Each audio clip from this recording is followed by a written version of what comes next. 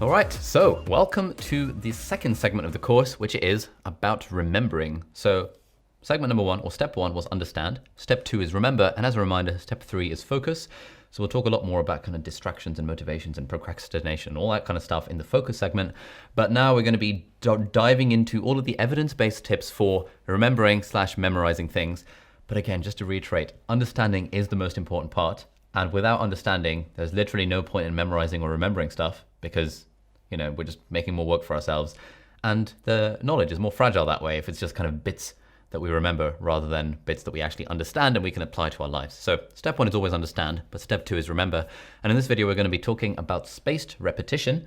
If you have heard me talk ad nauseum about spaced repetition over the last few years of being on the YouTube, then please feel free to skip this video because there's nothing new here.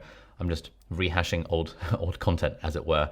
But it's really important because while active recall is the single most important aspect of efficient studying, spaced repetition is the second most important aspect of efficient studying. What's the problem here that we're trying to solve? And as I mentioned in the previous section, what we're trying to do is we're trying to combat the forgetting curve. So in the 1800s, there was a chap called Ebbinghaus who did a study on himself where he made himself memorize all these random words that he just kind of made up. And he tested how quickly and how often he forgot what these words were. And he realized that, as soon as he learned a word, his memory for that word decayed exponentially over time. But if he interrupted that forgetting by testing himself on the word again and then looking it up, he interrupted that curve and then he went back up to 100%.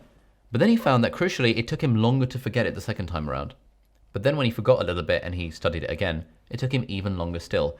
So while the decay is very precipitous to begin with, the more times you repeat a topic, the longer it then takes for you to forget that information. And this is the key insight that the whole of kind of the industry and the algorithms around spaced repetition are based around.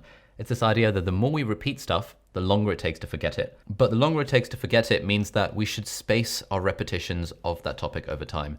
So let's say we're studying a topic on day one. Let's say we've studied, thyroid function tests or the thyroid. Let's go for the thyroid. Let's keep it simple. Let's say we studied the thyroid on today. By tomorrow, we'll probably have forgotten about 50% of it. And by 3 days, we'll have forgotten all of it because it decays exponentially in the early stages. So let's say we revise it again tomorrow. Now our learning for it goes back up to 100%. But now it takes, let's say, a week to forget 50% of it. So then in a week, we come back to it and we study it. And then let's say it takes a month to forget 50% of it.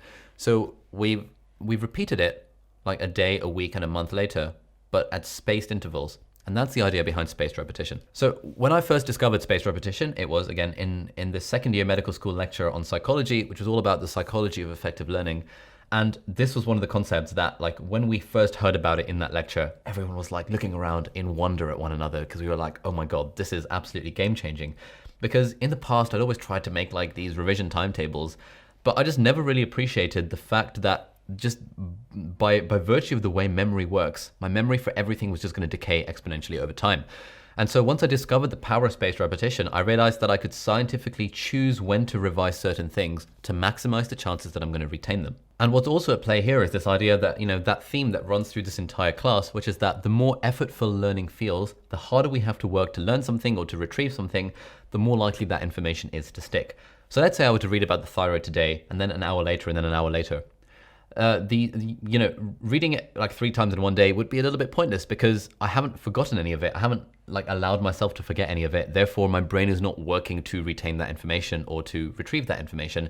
Instead, it's just a passive process. And again, like we've said many times before, whenever learning anything or studying or revision becomes passive, we're playing the guitar and we're just kind of bashing out passively to songs we already know, we are not learning anything at all. It's when learning is hard, when we're playing those new chords or that new fingering or whatever, that sounds weird, in the guitar or on the piano, it's when it's difficult that we actually learn and we can consolidate that information. It's the same with learning anything for exams or whatever you're learning. The more difficult it is, the more strongly that information is going to stick, and I will keep on repeating that every single video pretty much. But the idea behind spaced repetition is that we allow ourselves to forget some of it, and we don't beat ourselves up for forgetting it because we know that's a natural part of learning. We allow ourselves to forget some of it, and so when we retrieve that information with active recall and revise the subject, it means that we're working harder for it, therefore that information is more likely to stick. Anyway, that's all I'm going to say on that front. I will put a link to my YouTube video here in the video description somewhere. If you're interested in the evidence behind spaced repetition, I've got like a 25-minute long video where I break down some of the actual studies they've done that show the power of spaced repetition. So if you're not sold on it just based on what I'm telling you on the camera, that's fine. You can watch that video and that'll give you a lot more information. But now let's move on to talk about some of the ways in which we can practically apply the concept of spaced repetition to our own studying to supercharge our productivity and to make sure we remember the stuff that we need to remember. So thanks for watching, and I'll see you in the next video.